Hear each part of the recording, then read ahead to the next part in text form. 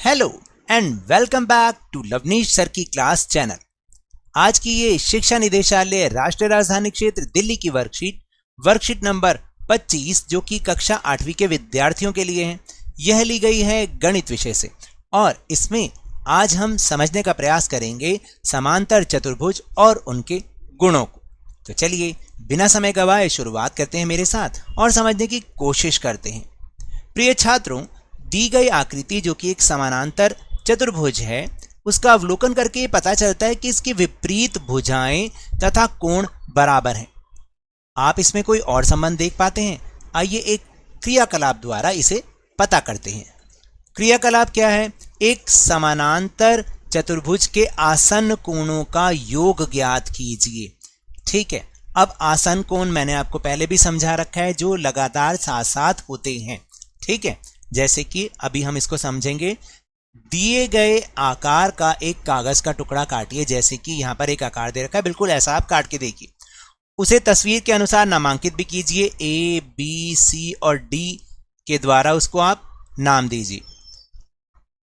कोण ए और कोण बी को कैंची से काटकर मिलाइए जैसे समांतर चतुर्भुज के नीचे दी गई आकृति में दिखाया गया है। इस तरीके से देखो, कोण ए है ये वाला, देख रहे हैं ये वाला कोण, और कोण बी जो है वो ये वाला कोण है।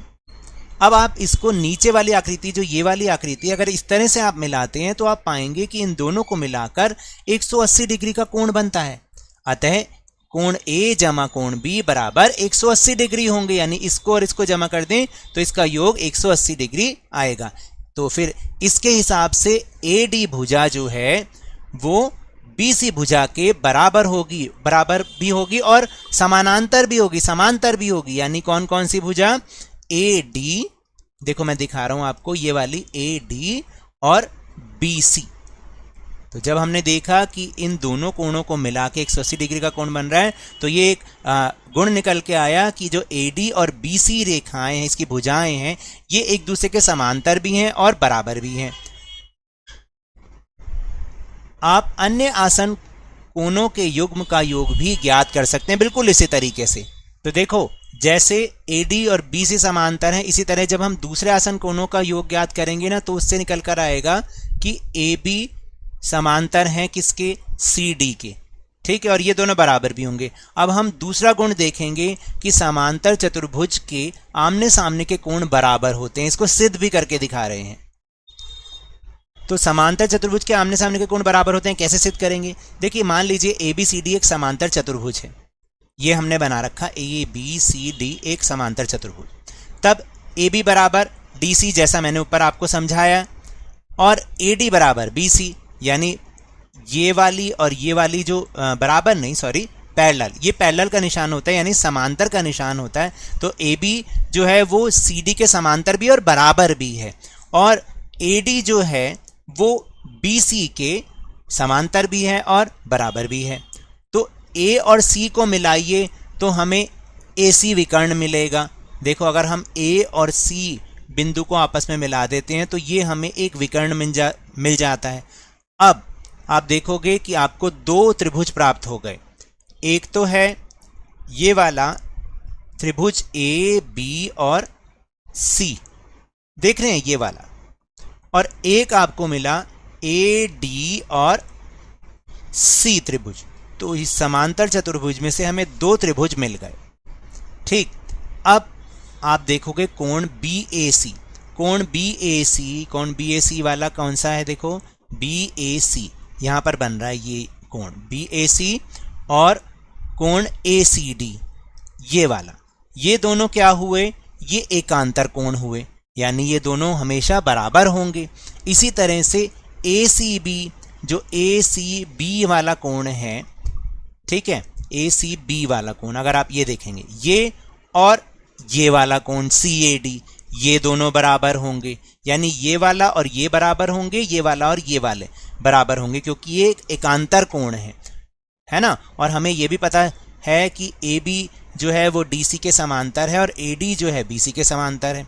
तो इसलिए ये दोनों कोण जो एकांतर कोण है, ये वाला और ये वाला, ये और ये वाला, ये दोनों हमेशा बराबर होंगे। अब इनमें दोनों में एक चीज क्या कॉमन आई, AC। दोनों त्रिभुजों में AC भुजा जो है वो कॉमन है, उभयनिष्ठ है। तो इसलिए त्रिभुज ABC सर्वांग सम होगा त्रिभुज ADC के, यानी सर्वांग सम का मतलब बराबर होगा। तो AB बराबर DC, यानी AB बराबर DC और AD बराबर BC। ठीक है, इस तरह से एंगल B और D भी बराबर होंगे। देख रहे हैं, इस तरह से हम बता सकते हैं कि आमने सामने के समांतर चतुर्भुज में आमने सामने के कोण बराबर होते हैं। अब समांतर चतुर्भुज के विकर्ण एक दूसरे को समद्विभाजित करते हैं। समद्विभाजित मतलब उसको दो बराबर बराबर भागों में बांट देते हैं। जो विकर्ण है आमने सामने के, वो जो विकर्ण की भुजा होती है ना, उसको बराबर बराबर हिस्सों में बांटते हैं। जैसे मान लीजिए ABCD एक समांतर चतुर्भुज है, ये हमने बना रखा है। तब AB समांतर होगा DC के। जो देखो AB जो है वो समांतर है DC के, या CD भी बोल सकते हो उसको। और जो AD है वो समांतर है BC के।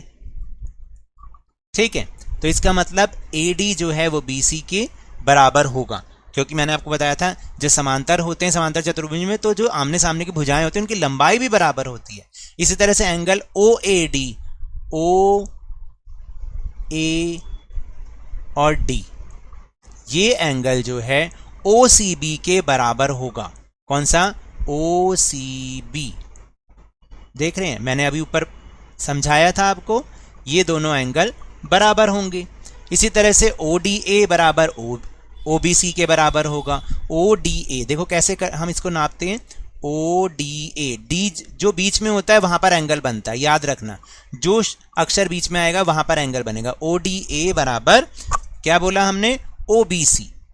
O, B और C, यानी ये और ये बराबर होंगे। अब जब अगर ये बराबर होंगे तो फिर दोबारा दोनों त्रिभुज हमारे सर्वांग सम हो गए, A और D और B और C, है ना। तो इसका मतलब अब आप देखोगे कि जो अगर हम इसको आधा आधा कर लेते हैं, OA बराबर OC के होगा और OD बराबर OB के होगा, याद रखना। और इस प्रश्न का इस्तेमाल हम प्रश्न नंबर 3 में भी करेंगे, जो कि आपका प्रश्न नंबर 3 दिया गया है। तो चलिए अब हम चल रहे हैं अपने प्रश्नोत्तर की ओर।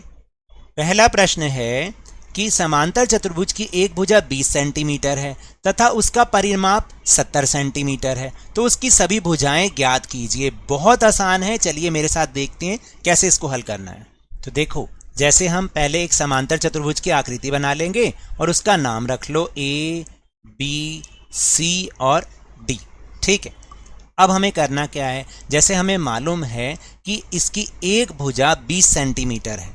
ठीक है, अब मान लो अगर मैंने किया और हमें ये भी पता चल चुका है कि जो आमने सामने की भुजाएं हैं वो समांतर भी होती हैं और उनकी लंबाई भी बराबर होती है। तो अगर मैंने इसको 20 सेंटीमीटर मान लिया, ठीक है, तो ये भी क्या होगी, 20 सेंटीमीटर होगी।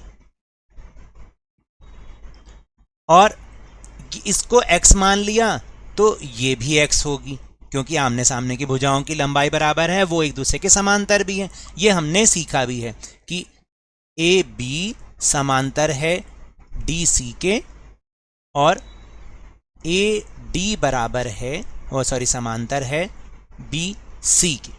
ठीक है, तो अब हमें यह पता है कि इसका परिमाप, यहां पर बोला गया समांतर, यहां पर मैं लिख देता हूं, आप यहां पे लिखोगे कि समांतर चतुर्भुज का परिमाप कितना दे रखा है, बताओ। परिमाप हमें दे रखा है 70 सेंटीमीटर। ठीक है, तो 70 सेंटीमीटर है और हमें यह पता है कि जो परिमाप होता है वो चारों भुजाओं का योग होता है। तो आप देखो क्या लिखोगे, परिमाप बराबर क्या है, चारों भुजाओं का योग, ये होता है परिमाप। ठीक है, अब चारों भुजाएं कौन कौन सी हो गई हैं, देखो जरा, AB और प्लस BC प्लस CD और प्लस AD। ठीक है, अब इनका आप मान रखते जाओ। ए बी का मान है, देखो ए बी का मान है 20 सेंटीमीटर, ठीक है। बी सी का मान है x, सी डी का मान है 20 सेंटीमीटर। आप हिंदी में लिखो इंग्लिश में लिखो कोई फर्क नहीं पड़ता। और ए डी का मान है x। अब इन चारों को जब आप जमा करोगे, और ये कितना था, ये है 70 सेंटीमीटर है, ठीक है। तो इन चारों को जब आप जमा करते हो तो x x को एक तरफ जमा करेंगे और संख्याओं को एक तरफ। ये हो गया 40 सेंटीमीटर जमा 2x बराबर 70 सेंटीमीटर, ठीक। तो 2x को इधर ही रहने दोगे और 70 में से 40 जब सामने जाएगा तो वो घटा का बन जाएगा। तो ये बन जाएगा 2x बराबर 30 सेंटीमीटर, और x की वैल्यू जब हम निकालेंगे तो वो हो जाएगा 30/2 यानी कि 15 सेंटीमीटर। आ गई चारों भुजाएं। अगर ये 15 सेंटीमीटर आ गई तो इसके जो सामने वाली है ये भी 15 सेंटीमीटर आएगी। तो यही आपका उत्तर है। फिर दूसरा प्रश्न, समांतर चतुर्भुज का एक कोण 80 डिग्री है तो उसके सभी कोणों को ज्ञात कीजिए। बहुत आसान है, ये भी देख लेते हैं। तो फिर दोबारा से एक समांतर चतुर्भुज बनाएंगे, उसका आप नाम रख दोगे ए बी सी और डी। अब जो एंगल मान लो, ये वाला जो एंगल है एंगल ए, ठीक है, ये हमने मान लिया ये है 80 डिग्री का। तो हमें ये पता है कि समांतर चतुर्भुज में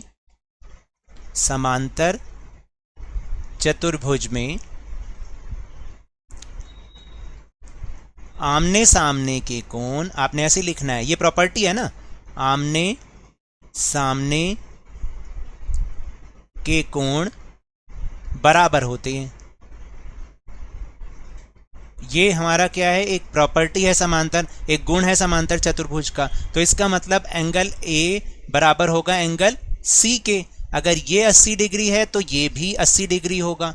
इसी तरह से जो एंगल बी है वो बराबर होगा एंगल डी के। अगर हम इसको x मान ले, x डिग्री, तो ये भी क्या होगा, ये भी x डिग्री होगा। और हमें पता है कि चतुर्भुज के चारों कोणों का योग, आपने ऐसे ही लिखना है, कोणों का योग कितना होता है, 360 डिग्री होता है, ठीक है। तो अब आपने क्या करना है, एंगल ए एंगल जमा एंगल बी जमा एंगल सी जमा एंगल डी बराबर 360 डिग्री। अब जो वैल्यू है वो लगाते जाओ। एंगल ए कितना था, 80 डिग्री था, बी x डिग्री था, सी 80 डिग्री था, और डी कितना था, वो x डिग्री था, बराबर 360 डिग्री, ठीक है। अब 80 और 80 को जोड़ो तो कितना आया, 160 डिग्री, और x और x को जोड़ा तो 2x आ गया, ठीक है। 2x डिग्री मान लो, और ये है 360 डिग्री। अब 2x तो इधर रहने दो और सामने चला जाएगा 160। 360 डिग्री में से 160 डिग्री गए, कितने बचे, 200 डिग्री, ठीक है। अब आगे आप x की वैल्यू निकाल दो यहाँ पर, तो कितना आया, 200/2 बराबर 100 डिग्री। तो यानी एक एंगल जब ये वाला हमारा 100 डिग्री का आ गया तो ये भी हमारा एंगल 100 डिग्री का आएगा। इस तरह से एंगल, अब सबकी आपको वैल्यू पता चल गई। एंगल ए बराबर एंगल सी था, वो हो गया 80 डिग्री हो गए, ठीक है। और एंगल बी और एंगल डी बराबर था, ये हो गए 100 डिग्री के। आ गया आपका उत्तर। चलिए अब चलते हैं प्रश्न नंबर 3 पर। फिर है प्रश्न नंबर 3, दिए गए चित्र में ए बी सी डी एक समांतर चतुर्भुज है और ओ ए, देखो यहाँ पर ओ ए, ठीक है, वो है 5 सेंटीमीटर और ओ बी 6 सेंटीमीटर है। ये 5 सेंटीमीटर और ये 6 सेंटीमीटर है। अब आपको बताना है तो समांतर चतुर्भुज के विकर्ण ए सी और बी डी को ज्ञात कीजिए, यानी उसकी लंबाई ज्ञात कीजिए, ए सी की पूरी लंबाई और बी डी की पूरी लंबाई। तो ये तो बहुत आसान है, और ये तीसरा जो हमने अभी प्रॉपर्टीज़ की गुण हमने समझा था वो इसमें काम आने वाला है। तो चलिए देख लेते हैं एक बार। तो देखो, इस तरह से हमें पहले फिगर बनानी है, और हमें ये दे रखा है कि ओ ए वो है कितना, 5 सेंटीमीटर, ठीक है, और ओ बी, सॉरी हाँ, ओ बी जो है वो है 6 सेंटीमीटर। ठीक, ये हमें पता चल गया। अब देखिए, हमें जो समांतर चतुर्भुज का एक गुण है कि समांतर चतुर्भुज के आप ऐसे लिखोगे जरूर, चतुर्भुज के विकर्ण एक दूसरे को समद्विभाजित करते हैं। अब ये समद्विभाजित तो मैंने पहले भी समझाया हुआ है। समद्विभाजित का मतलब होता है दो बराबर बराबर हिस्सों में। तो ये इसका गुण के हिसाब से जो ओ ए है वो किसके बराबर होगा? देखो, अगर ओ ए की लंबाई जितनी है उतनी ओ सी की भी होगी, ठीक है, और जितनी ओ बी की है उतनी ओ डी की भी होगी। ठीक, तो सिंपल समझ में आया। अगर ओ ए की लंबाई जो कितनी है बताइए, वो है हमारी 5 सेंटीमीटर। मैं यहाँ लिख देता हूँ, ओ ए 5 सेंटीमीटर है, ठीक है, तो ओ सी भी कितना होगा? 5 सेंटीमीटर। ओ सी भी कितना होगा? 5 सेंटीमीटर, ठीक है। और अगर ओ बी और ओ डी बराबर हैं तो ओ बी की है 6 सेंटीमीटर, तो ओ डी की भी कितनी होगी बताओ? 6 सेंटीमीटर होगी, ठीक है ना। तो अब सीधा सीधा हमें समझ में आ गया ओ ए और ओ सी की पूरी लंबाई कितनी हो गई। तो ए सी हमारा आ गया 5 और 5 10 सेंटीमीटर, और बी डी बराबर कितना आ जाएगा? ये 6 + 6 सेंटीमीटर यानी कि 12 सेंटीमीटर। आ गया उत्तर आपका, यही आपका उत्तर है ना आसान। तो ये तो थी आज की वर्कशीट। अगर मेरे इस तरह समझाने से अब आपको समझ में आने लगा है तो इस चैनल और वीडियो को लाइक कीजिए, शेयर कीजिए, और अगर आप नए हैं ना तो सब्सक्राइब भी कर लीजिए ताकि सारी नोटिफिकेशंस आपको टाइमली मिल जाएं। और टेलीग्राम ऐप पर हमारा चैनल सब्सक्राइब करना ना भूलें ताकि आपको सारी नोटिफिकेशन, सारी वीडियो की जो एक एक चीज़ है वो सारी इकट्ठा मिल जाए। लेकिन याद रखना है, घर से बाहर निकलते समय मास्क अवश्य लगाएं, और जब भी आपकी बारी आए कोरोना का टीकाकरण ज़रूर करवाएं, क्योंकि कोरोना को हराना है और ज़िंदगी को एक बार फिर से सुहाना बनाना है। इसी उम्मीद के साथ बहुत बहुत धन्यवाद।